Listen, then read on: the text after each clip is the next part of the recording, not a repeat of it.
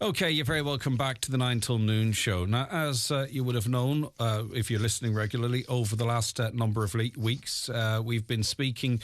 Well, it was off the back of letters sent to parents advising them that, really for the most part, their children will struggle to get access to CDNT services. Subsequently then, inquiries revealed there are 37 vacancies. And then, of course, we sort of were trying to say, well, what can be done to try and fill these vacancies? And in that process, we've learned that, firstly, it can be really quite hard to find where these jobs are available. The HC strongly pushing, and rightly so, for... administration staff, carers. You'll see the ads on social media wherever you go, but we're not stumbling across these CDNT vacancies. And then further to that, we have people who are studying things like OT, speech and language. They're from Donegal, they're studying in Derry or elsewhere. They're considering or have considered coming back to Ireland to work, but to get is Koru, isn't it? To get their qualifications recognised, it really is a laborious, red tape-filled absolute nightmare. And we spoke to two that say they would love that option, but it's just simply too complicated for them. There's a whole myriad of issues here, and I'm kind of just catching people up previously on the 9 till noon show as much as is possible. But we'll do much better than that now, because we are joined in studio by two guests, Aisling and Joe. Good morning to both of you. Thank you very much. Hi there. How's it going? I'm doing good. Right, okay. Aisling, I'll start with you. Why did you sort of want to establish this Facebook group, and what's your understanding of the situation we're in at the moment? I started, I suppose, because I'm coming as a parent of a daughter that has autism. She was privately diagnosed in 2020. At the beginning, it seemed hopeful. A few services were available. The CDNT was developed, and they decided to segregate children in different areas, and we were put in with East Donegal. And from that letter to now, there's been nothing. Okay, so since when, sorry? So I think it was around 2020. Yes. So in the last 3 years, and do you mind me asking how old your daughter is now? She's 6 now. Right, so you would have hoped for some supports or intervention as she was heading into school, presumably, and now she's in school. You can grab that if you want. So now she's in school, and there's been nothing? Nothing. Right, okay. And have you been told any reason why, or...? Staff. Recruitment, okay. Recruitment. And you also then got the most recent letter as well. So any hope you thought, right, well, maybe this is the year those hopes were dashed. There's 37 vacancies. Joe, what's your situation? So I am a mum of 3 children. One of them a little girl as well, who's 9, Rosie. Rosie tends Little Angels, and down there she's known as the Queen of Drumkeen. Rosie has quadriplegic cerebral palsy and at the moment uncontrolled epilepsy. She has poor head control. She has very, very poor function of her hands. She's a full-time wheelchair user, and she's non-verbal. We moved home after campaigning to move home to Donegal for a long time. We moved home in 2020, and we are, I suppose, living here now with the support of our family. And I have to say, we're not receiving anywhere near enough services for my daughter, who has really complex needs. We're really grateful to you, Greg, for highlighting this issue for us, because we feel like our children genuinely have no voice. And we mean that. Yeah. Like, they're not anymore, non-verbal. though. We're not going to allow that to happen anymore. Yeah, anymore. And we Not really anymore. appreciate that, and we need that, and we need for all of the listeners today, like most of the listeners today are, grandparents, their parents, their aunts and uncles, their cousins, their friends are, captured within the problems that we're going to speak of. So, we need everybody, I suppose, to start, as you said before, we need a loud, unified voice. And the creation of our Facebook page, I suppose, we only set it off it only went live on Friday, and we have 300 members already, and it's a beautiful, positive space. We have lots of, introductions and photos of beautiful kids around Donegal who are struggling, genuinely. Like, they've got smiles on their faces, but underneath that, they're struggling. Yeah. And I mean, I don't know how people judge what needs are, because in that letter it said there'd be, people with complex needs would be. Now, I'm speaking to lots of parents that are going, well, if my child doesn't qualify for that, I don't know who would. Exactly. I'm not sure your situation, Aisling, but certainly Joe, it sounds like that we're on the complex your severe side. daughter should be sure. being prioritised, if that makes sense. And I know that's probably an uncomfortable space to talk put it like about. that, but at the same time, like, I suppose, we have goals for Rosie. One of them being head control. I can't believe I'm here with a daughter at 9 years of age, and we're still working on her trying to hold her own head up. But that's the reality for a lot of families. And I suppose, as you mentioned a few weeks ago, it was we don't make enough noise. We're too busy. We're too strung out. We're too tired. We're too exhausted. We don't get sleep. We have other children in our families that we have to be mummies and daddies to, so there's only so much of us that can stretch. But you were right, like, we needed to come together. So hopefully this Facebook page has done that. It's important for us to say it's a closed group. It's for parents of all children, regardless of your disability, regardless of your age. If your child is an adult, they're still your child. Regardless if your child has a diagnosis or not. Disability is a very varied thing, and, as you said, there's, the kids that maybe need to prioritise and the kids that maybe don't fall into that bracket. But at the end of the day, we all have something in common.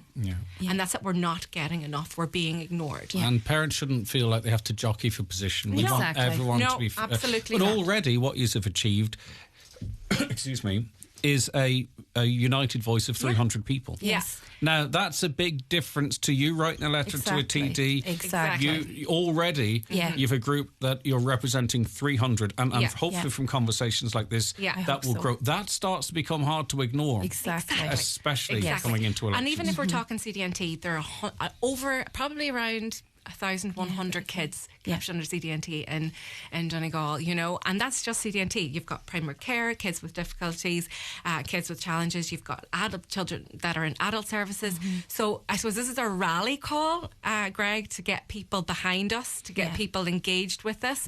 Our purpose of our page is twofold. First purpose is, so that we can effectively advocate for our children, which we haven't been able to do in the past. The second purpose is, we've all lived experience. We can help and support each other, and that will be invaluable for parents. Like, where do I access XYZ? How do I get this? How do I get that? Well, if someone got the child gets a diagnosis today, and it may well do, it happens all the time. Like, where do you go? Who do you speak? What happens next? What how do I get this or that? Or you know what I mean? And it's just really important for us to talk to again about how time sensitive this is, Aisling, in that we know how quickly people can come on, how kids can come on once they're getting the right services and all that, and we want them to be able to, dependent on their circumstances, to function in the class the same as, you know what I mean, to hit the milestones when they can hit them and all that type of stuff. But every year lost in those formative years, it must be, and I can only imagine at this point, and who's to say what might happen in the future, actually, that it's incredibly frustrating, because all we want is the best for our child. And it must be really, really hard. It's lonely. It's scary. They drum onto early intervention is key for the outcome of your child later on in life. Well, we don't have early intervention. So what are we meant to do? We are told daily there's recruitment issues.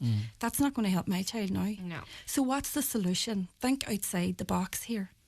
So we have a big opportunity, Greg, and that's another thing that we wanted to talk about today. There is a meeting taking place on the 16th of October.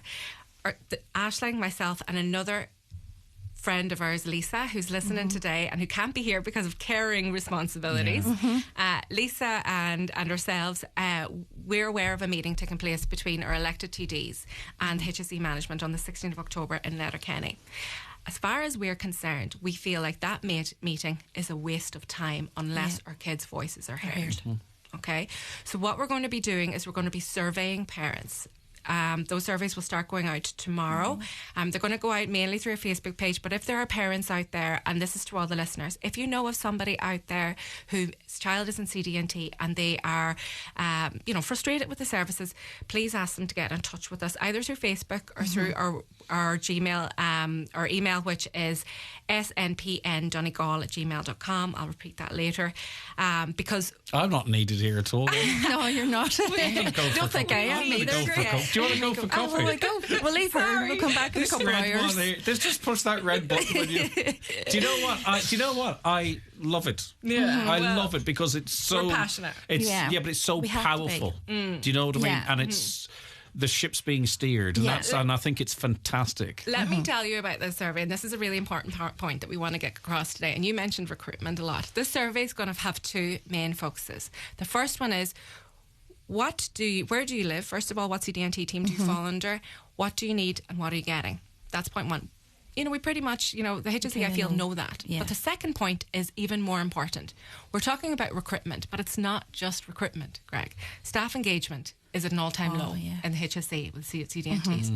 People are leaving every day. Yeah, that's the problem, you see. And these, but you've got an issue of recruitment and inability to attract staff engagement, poor morale on the teams, and then people leaving. Those issues are going to take years to resolve. We need to then talk to those staff that are currently working and overstretched at the moment, because I've tried to clarify on a couple of occasions that, we know that you need more support. We know you're under pressure, and it's the same in CAMS. It's not a criticism of the service that's being provided. It's who can access it. Yeah. They need 37 colleagues minimum. Minimum. Imagine working in those conditions. And I suppose what we want to get across in the survey as well is what can be done for you now. What can be done? So things like, if you can't offer me an appointment in Donegal East for physiotherapy, offer me an appointment in Dublin. Offer me an appointment in Monaghan. Offer me an appointment, I go to the ends of the earth for therapy for my daughter. Offer me something. Offer me and give us reassurances. Parents like myself, they're listening today. There's a group of parents with children with very complex needs, children who are very ill. The sickest children in Donegal and their parents are listening today, and they're terrified about equipment provision. Who's going to support their child get a wheelchair that fits them? Who's going to support their child with postural management tools? Things like hoists, things like seating systems for children like my daughter who can't sit independently. Who's going to support children with the provision of communication devices to help them communicate, because the HSE hasn't told us that. And I know of children waiting at the moment who are in wheelchairs that are too small for them and that are in pain right now. What's going to happen with that equipment? Next then is, if you can't offer me therapy somewhere else, then we all access private therapy. Provide us with support to access that. We all have cost of living pressures. Are we talking like and I can't understand why we haven't done this yet, and it's not a solution, but we're looking for immediate solutions, a national treatment purchase fund for these types of services. I mean, that's, absolutely. Cross-border, we're in a very, we're on the border, and the services in the UK and in Northern Ireland are much better than what they are 5 miles over the border. I appreciate the Minister getting up and walking out of meetings, but that in and of itself is no good.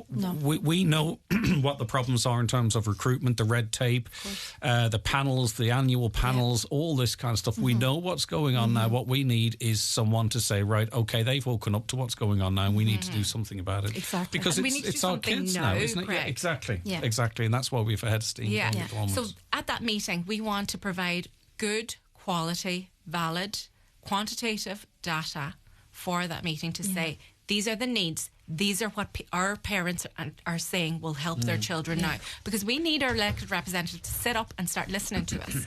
We need them to start listening to us and to be the voice of our children. Because I'll be frank with you, they've been very quiet. Very quiet.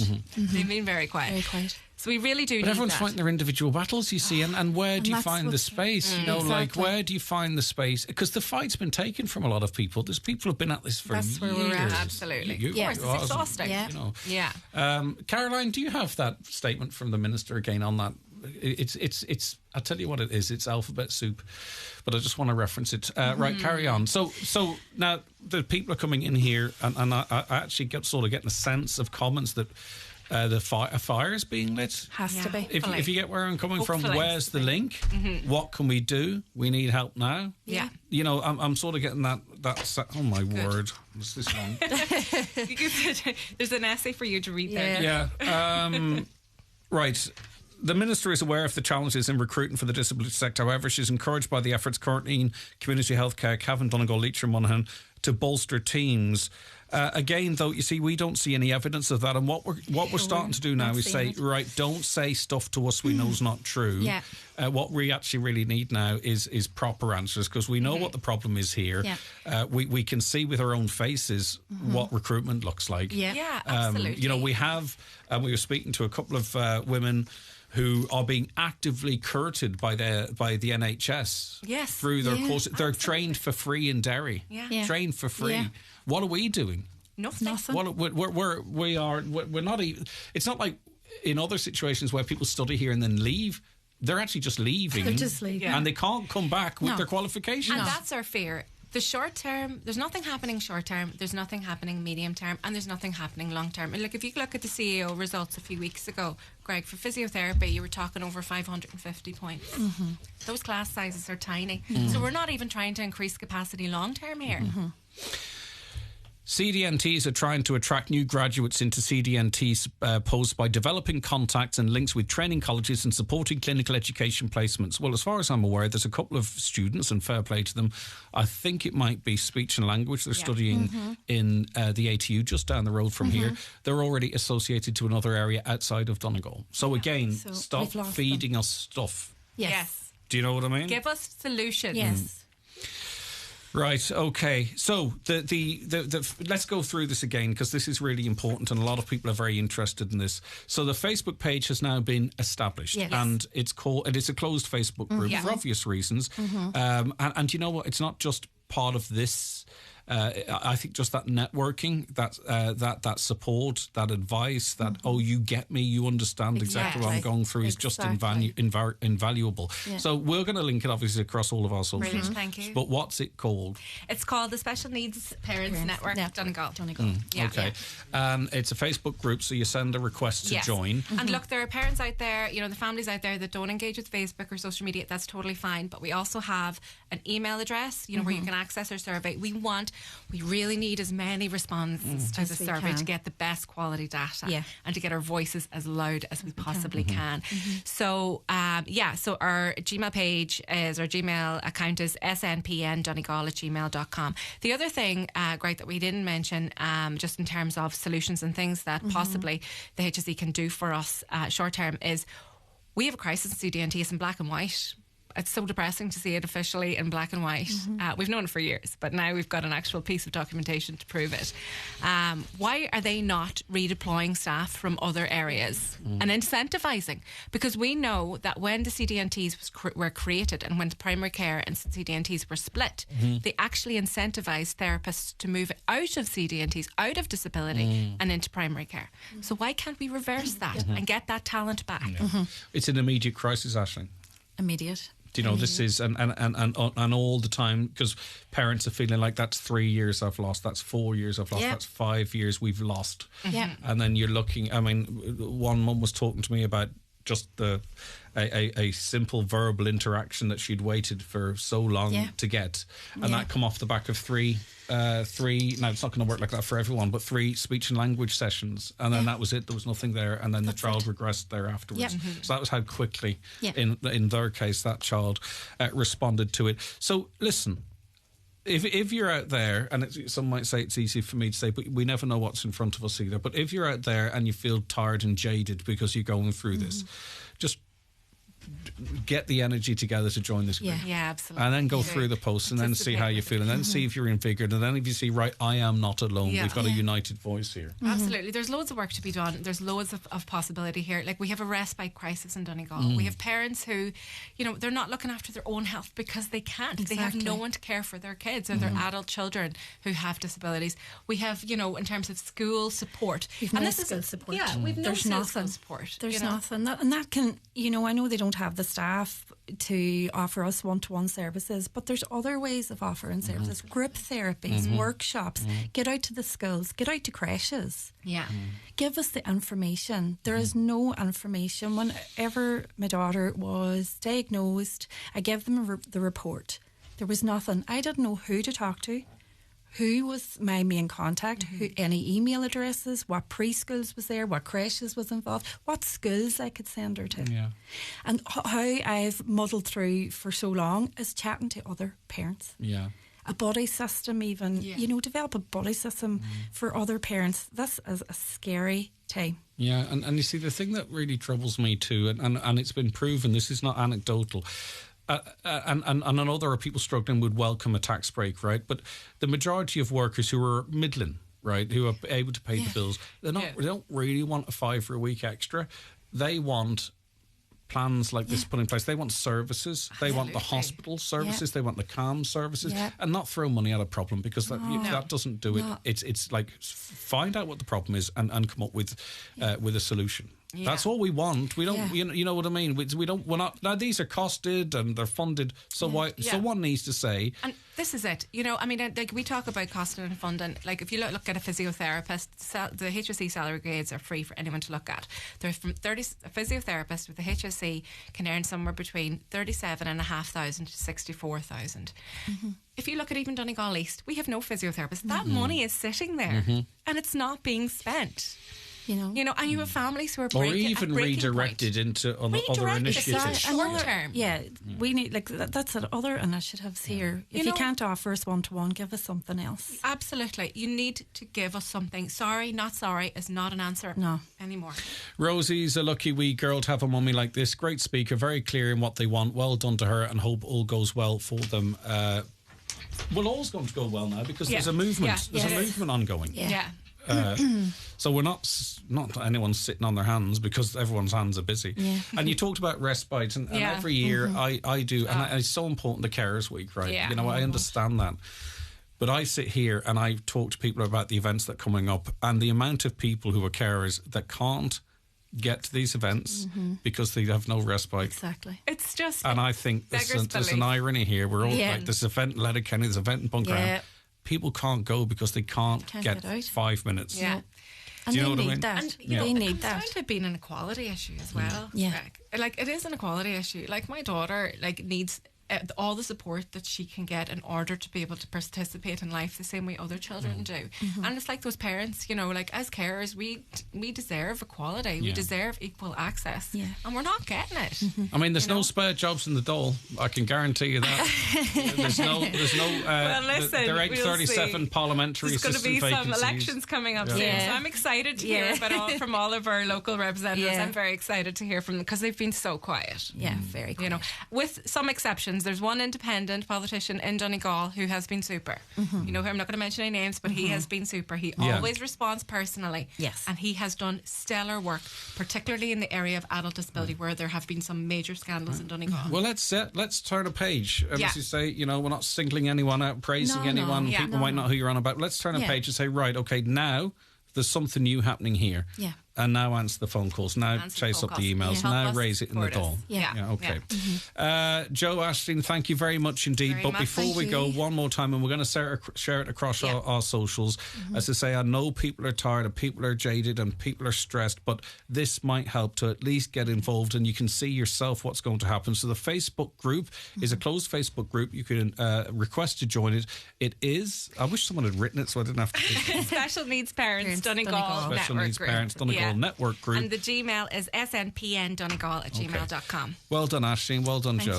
I wish you every success. 300 members already is let's make it 500 within a week. Exactly. You know, and let's get a real sense of what's going on all across the county. If you're down in Duncanady, Donegal Town, Killybegs, you know, Dunlow, right across the whole county is because we're a united county and we want a united voice as well. Aisling, Joe, you both did fantastic. Thank you so very, very much indeed. Thank you for the